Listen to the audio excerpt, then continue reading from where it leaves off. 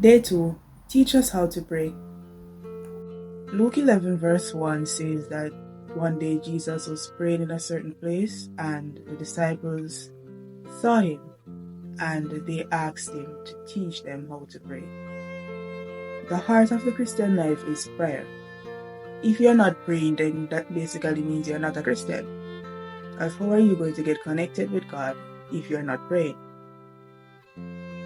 The disciples noticed that Jesus had a different prayer life from them.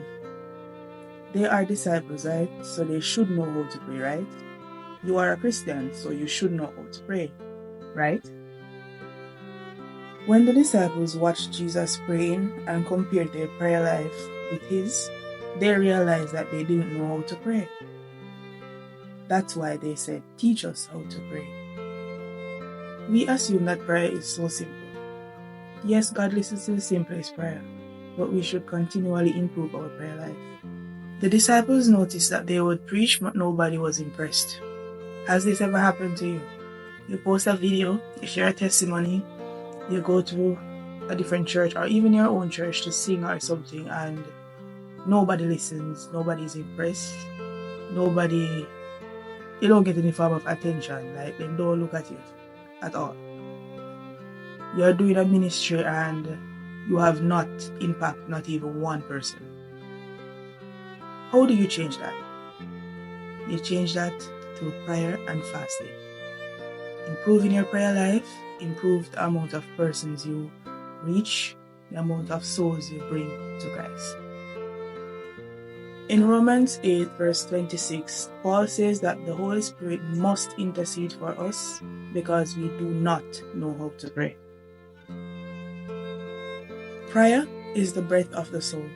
If you neglect prayer, you will lose your hold on God. Jesus had a powerful prayer life. Jesus made prayer his priority.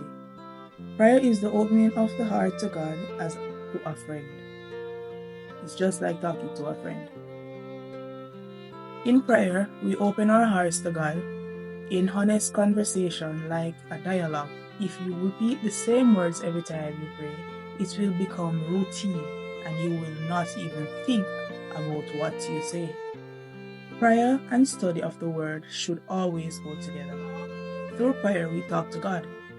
Through study of the word, God talks to us. Jesus lived a life of prayer. He prayed early in the morning and he went to specific places to pray. You can create a prayer room in your room. You can even turn a spare closet into a prayer closet. Jesus is our only example. He wants us to pray like him. I am Samaya Neil and this is another episode of Bite Size Blessings. Bye.